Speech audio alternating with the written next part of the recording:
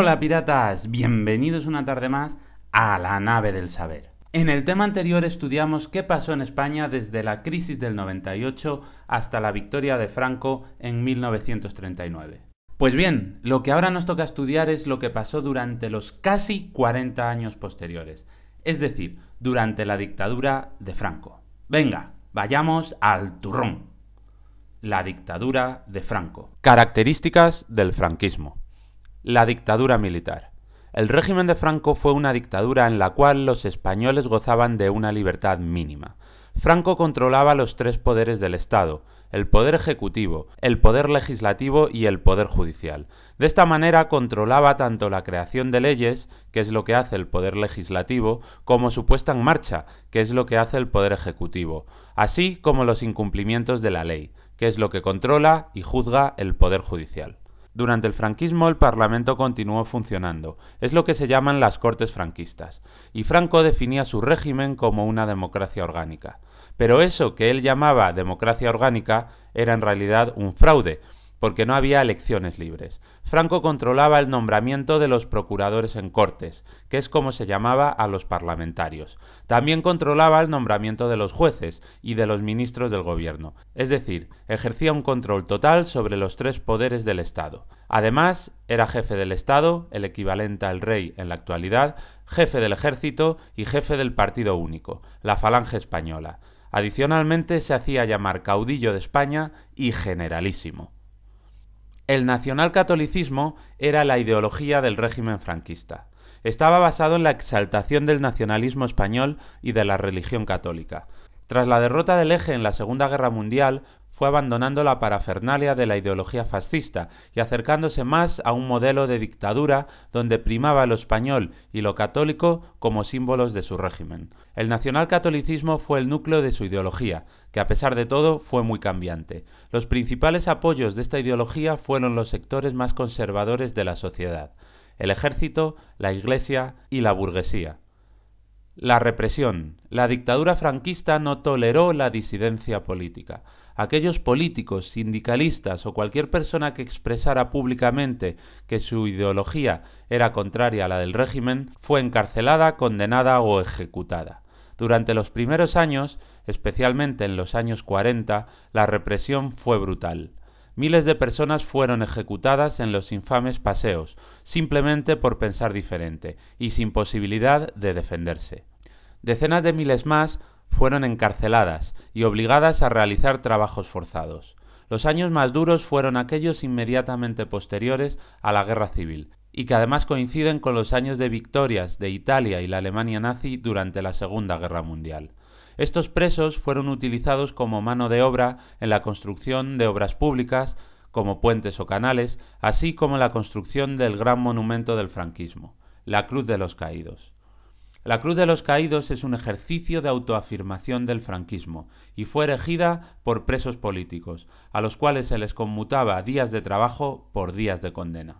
A partir de entonces el número de prisioneros fue reduciéndose, pero durante todo el franquismo tratar de ejercer la oposición política creando un sindicato o un partido era algo castigado con penas de cárcel. La adaptabilidad. El régimen franquista fue muy adaptable a su contexto internacional. Pasó de ser un país fascista, apoyado por Hitler y Mussolini, a ser una dictadura nacional católica aliada de Estados Unidos. Franco fue todo un animal político que consiguió sobrevivir a contextos internos e internacionales muy adversos.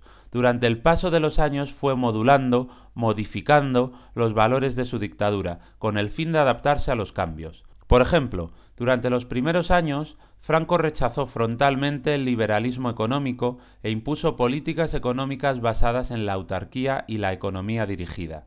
Con la autarquía pretendía que España fuera autosuficiente y que no dependiera del comercio con el extranjero. La economía dirigida la impulsó mediante la nacionalización de las empresas más importantes y la creación de objetivos económicos similares a los que hacían las otras dictaduras fascistas. Cuando las dictaduras fascistas de Alemania e Italia cayeron y fueron pasando los años, Franco fue modificando su visión de la economía, llegando a transformarse en un país abiertamente capitalista durante los últimos años de dictadura. Lo único que se mantuvo intacto en su política internacional fue su anticomunismo. Los años de la autarquía. Tras la Guerra Civil, España quedó aislada internacionalmente. A los pocos meses de terminar la Guerra Civil comenzó la Segunda Guerra Mundial, con lo que solo Alemania e Italia mantuvieron relaciones diplomáticas con España. Pero en un contexto de guerra total, la diplomacia estaba más orientada a la guerra que a otra cosa. Así que Hitler y Franco llegaron a reunirse en Hendaya, en el sur de Francia, y Hitler trató de convencer a Franco de que se uniera a él en la guerra. Tradicionalmente se ha dicho que Franco argumentó que España estaba devastada y puso tantas exigencias de material militar y otros tipos de ayudas que Hitler decidió que no le compensaba. Otra manera de interpretarlo es fijarse en la aversión de Franco por el riesgo. Franco nunca tomaba una decisión hasta no ver que las tenía todas consigo. La reunión se celebró en 1940, cuando Alemania estaba en plena expansión, pero había fracasado estrepitosamente en la batalla de Inglaterra. Y Franco nunca se arriesgaría a tomar la decisión de entrar en una guerra sin ver con toda seguridad que Alemania vencería. Lo único que le concedió a Hitler fue el envío de la División Azul, que lucharía en el ejército alemán contra la Unión Soviética. Y en 1943, cuando Franco vio que la guerra iba mal para Alemania, mandó que la División Azul volviera a España. Franco tampoco dado a asumir riesgos, como siempre. Tras la derrota de Alemania a Italia, España fue aislada internacionalmente por sus buenas relaciones con los países fascistas. Se convirtió en un estado paria, al que se le negó incluso la entrada en la Organización de las Naciones Unidas. Este aislamiento trató de combatirse mediante la autarquía, es decir, el autoabastecimiento. España pretendía producir todas las materias primas y bienes que necesitaba. Esto solo podía lograrse mediante una fuerte intervención estatal en la economía, que estableció una política proteccionista y numerosas empresas públicas a través del INI, el Instituto Nacional de Industria. La autarquía fue un fracaso. En el mundo moderno, en el cual se necesitan numerosas materias primas e innovación tecnológica, ningún país puede ser autosuficiente. La autarquía propició precios altos debido a la escasa tecnificación y a la baja productividad, así como a la escasez de capital para las empresas. España necesitaba dinero del extranjero, y técnicas y patentes modernas para mejorar su industria. España necesitaba petróleo, que no lo hay en España. España necesitaba maquinaria eficiente, pero con la autarquía todo esto no se podía conseguir. En el país, devastado por la guerra, empeoraron aún más las condiciones de vida de la población. España permaneció hundida económicamente durante 20 años, con carestía y escasez de productos. Tuvieron que crearse las cartillas de racionamiento para los productos básicos y floreció el mercado negro, también llamado extraperlo. Gente con contactos o con poder obtenía más productos de los que legalmente podía obtener con una cartilla de racionamiento y los vendían a aquellos que lo necesitaban. El racionamiento de alimentos terminó en 1952, lo cual no significó que a partir de entonces la comida fuese barata y abundante. Desde ese año los españoles pudieron adquirir productos como carne o azúcar sin cartilla, pero, debido a los bajos salarios, comer seguía siendo algo muy caro. El desarrollismo. Características. A finales de la década de 1950 entraron en el gobierno miembros del Opus Dei, que pretendían modernizar la economía y acabar con la autarquía. Son los tecnócratas. Los tecnócratas pusieron en marcha el plan de estabilización y los planes de desarrollo, abriendo la economía española al exterior, devaluando la peseta, reduciendo la inflación y promoviendo el desarrollo económico de diversas zonas. Abriendo la economía al exterior se pone fin a la autarquía. Los tecnócratas entienden que España no puede vivir de espaldas al mundo. Se necesita dinero, las técnicas y las innovaciones de otros países para no quedarse estancados. Devaluando el cambio de la peseta en el mercado internacional, se consigue que los productos españoles sean más baratos para los extranjeros y que así se animen a comprarlos. Imaginémonos que en la época $1 equivalía a una peseta. Si un litro de aceite de oliva español se vendía a una peseta, una empresa americana que estuviera interesada en importarlo al otro lado del charco compraría cada litro a $1, que equivale a una peseta. Ahora bien, si decides devaluar la peseta y que 2 pesetas equivalgan a $1, la empresa americana con un mismo dólar podrá comprar ahora 2 litros de aceite. Como le cuesta más barato, se animará a comprar más aceite español, y así los productos españoles se venderán fuera con mayor ímpetu. Reduciendo la inflación se evita también el encarecimiento de los productos, que afecta negativamente a la economía. Actualmente nosotros vivimos en una situación en la que los precios apenas suben. Si este año una barra de pan cuesta 70 céntimos, al año que viene como mucho costará 75 céntimos. Pero si la inflación se dispara, la barra puede llegar a costar el doble o incluso el triple. Que los productos valgan el doble o el triple en cuestión de un año es algo que hunde la economía de las familias, ya que siempre los sueldos crecen más lentamente que los precios. Se promovió el desarrollo de ciertas zonas mediante la creación de los planes de desarrollo y de los llamados polos de desarrollo. El Estado se puso unos objetivos económicos y mediante políticas de subvenciones o impuestos reducidos impulsaron que se crearan empresas que ayudaran a contribuir a los objetivos del Estado. Siguiendo los planes se crearon los polos de desarrollo, que eran zonas donde se ubicaban numerosas industrias, tales como el Polo Químico de Huelva, el Polo Industrial de Burgos o el de Vigo. En los polos se asentaron numerosas empresas extranjeras, atraídas por los bajos salarios de los trabajadores españoles. España se benefició así de las primeras deslocalizaciones. En esta época el franquismo suaviza su imagen fascista para ganarse el favor internacional, eliminando el saludo fascista y otros símbolos similares. El franquismo muestra una vez más su adaptabilidad. Si al principio rechazaba la economía globalizada y se enrocó en la autarquía, luego se abrió al comercio internacional. Si al principio abrazaba a las dictaduras fascistas de Europa, ahora eliminaba dicha parafernalia para que el resto del mundo le mirase con otros ojos. Desde 1960 hasta 1973, la economía crece a gran velocidad, un 10% anual de media, debido a la llegada masiva de turistas europeos, a la apertura de fábricas extranjeras en España y a la llegada de capitales y tecnología.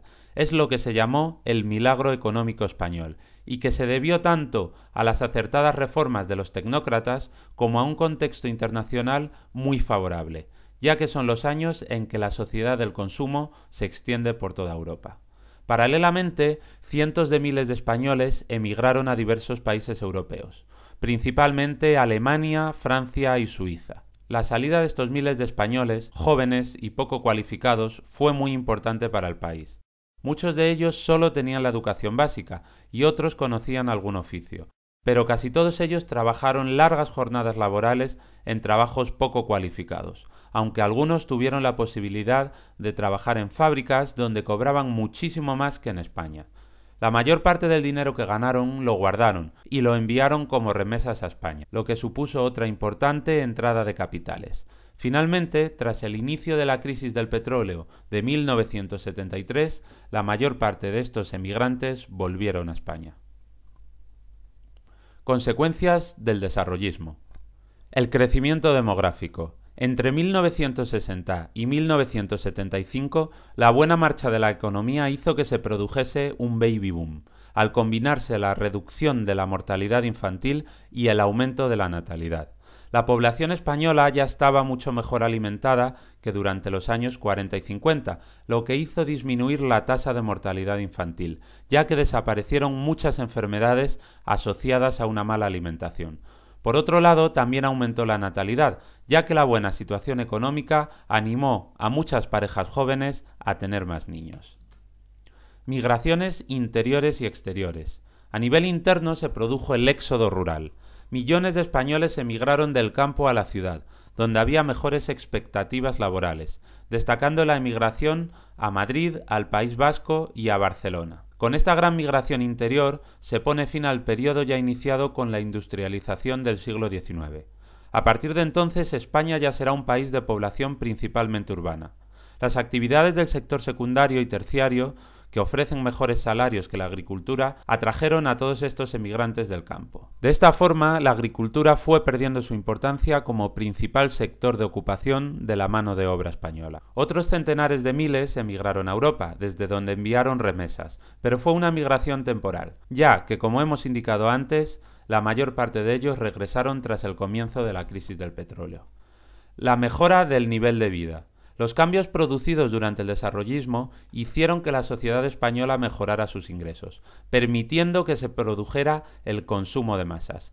La agricultura perdió peso en el PIB y la industria y los servicios ganaron importancia. A partir de ese momento los españoles pudieron gozar de productos como coches, lavadoras, frigoríficos o televisiones. Un símbolo icónico de esta época es el 600, fabricado por SEAT. El 600 no fue sino una versión con licencia del Fiat 600, pero fue el primer coche para muchos españoles, y símbolo del desarrollismo y la motorización durante el franquismo. Veamos algunos anuncios de la época. Una mujer, dos mujeres, media mujer, dos medias, mujeres y medias, el eterno tema. ¿Tiene hoy con sus medias problema? No espere a mañana. Pruebe ahora con media soberana, y además media soberana adornarán sus pasos.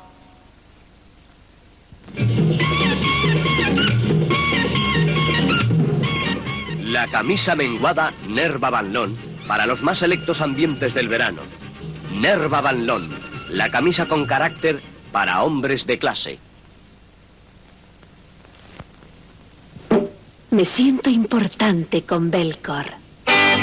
Moderna, joven, alegre, siempre elegante. Su secreto es Belcor modelo Loto 9.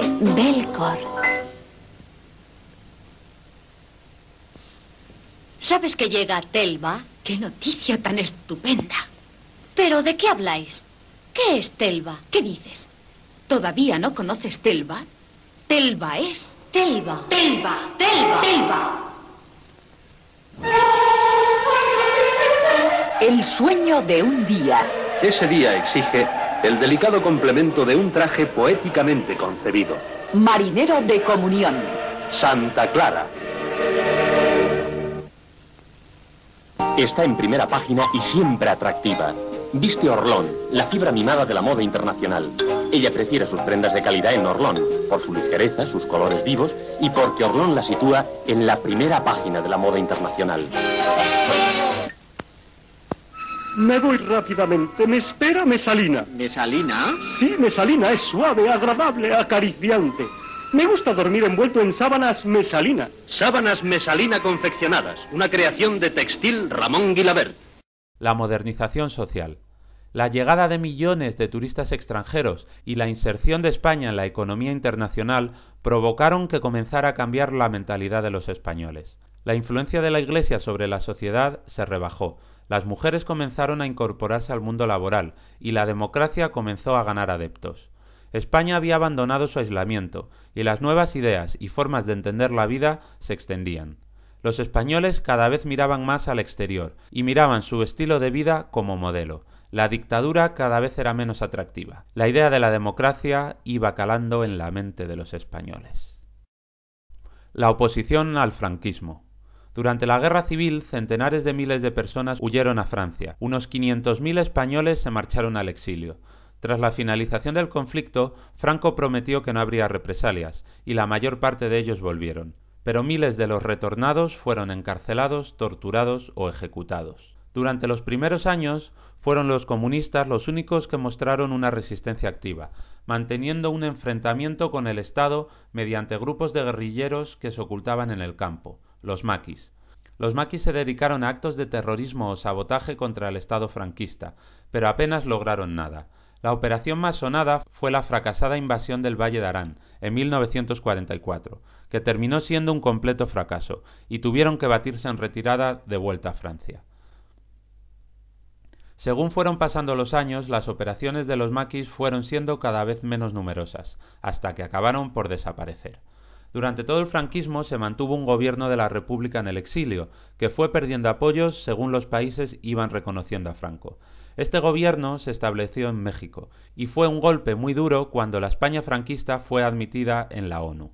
La visita de Eisenhower, el presidente estadounidense, a España en el año 1959 fue otro torpedo contra el gobierno de la República en el exilio. A partir de los años 60 se desarrolló con fuerza en las áreas industrializadas, reclamando mejoras laborales y reformas democráticas. Los estudiantes también organizaron huelgas y protestas en las universidades, que fueron duramente reprimidas por los grises. Las protestas eran organizadas por los sindicatos y los partidos políticos que estaban en la clandestinidad, tales como la CNT, Comisiones Obreras, el Partido Comunista o el PSOE. El fin del franquismo. En 1973 comenzó la crisis del petróleo, que afectó profundamente a España, poniendo fin a la prosperidad. Una vez que aumentaron el paro y la inflación, comenzó el descontento y las calles comenzaron a llenarse de gente protestando. Mientras que en los años iniciales del franquismo no había protestas, en los años 70, con Franco ya anciano y la guerra civil cada vez más lejana, la disidencia política se atrevía a ir cada vez más allá. La situación era cada vez más favorable a la democracia. Los sindicatos verticales habían perdido el control, y los sindicatos ilegales, como la CNT y comisiones obreras, eran quienes organizaban las huelgas ilegales. Las manifestaciones contra el paro, contra las detenciones y las protestas pidiendo libertad eran cada vez más frecuentes. Las universidades, las fábricas y los barrios humildes se convirtieron en hervideros de actividad política. Los grises, que era como se llamaba la policía antidisturbios de entonces, debido al color de su uniforme, se empleaban a fondo para tratar de controlar la situación. La sociedad española y Europa habían cambiado mucho en los casi 40 años de franquismo. Ni la sociedad española era tan conservadora como en 1936, ni en Europa se vivía ya el auge de los fascismos, por lo que el contexto era favorable para una vuelta a la democracia. Fuera de España, tanto la Unión Europea como el resto de países deseaban que España regresara a la democracia, que era uno de los valores de todos aquellos países que se oponían al comunismo de la Unión Soviética. A partir de 1973, Franco, ya muy viejo y enfermo, dejó el poder en manos del almirante Carrero Blanco. Carrero Blanco tenía 12 años menos que el dictador y había permanecido junto a él desde el principio. Para muchos, solo él podría continuar con la dictadura, que cada vez perdía más apoyo social. Pero Carrero Blanco fue asesinado ese mismo año por ETA cuando volvía de misa. El franquismo comenzaba a agotarse políticamente. La economía iba mal, la calle cada vez protestaba más, y en Europa no veían con buenos ojos que se continuara con la dictadura una vez muerto Franco. Arias Navarro sustituyó a Carrero Blanco y era el jefe del gobierno cuando el 20 de noviembre de 1975, tras 2 años de enfermedad, murió Franco. Españoles, Franco ha muerto. El hombre de excepción que ante Dios y ante la historia asumió la inmensa responsabilidad del más exigente y sacrificado servicio a España, ha entregado su vida quemada día a día, hora a hora, en el cumplimiento de una misión trascendental.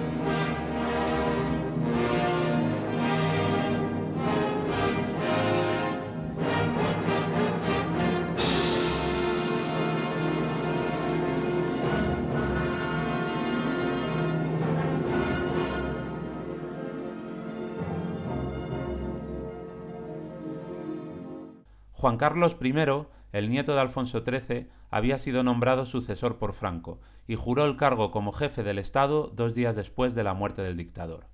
Juan Carlos I hizo que Arias Navarro dimitiera y le sustituyó por Adolfo Suárez, mucho más abierto al cambio. A partir de entonces comenzó un proceso de cambio político desde el propio poder.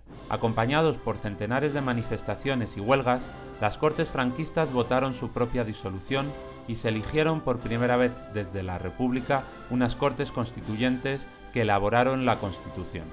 La Constitución fue votada y aprobada en referéndum en 1978, dando paso al regreso de la democracia en España. Por fin, España alcanzaría una democracia larga y próspera.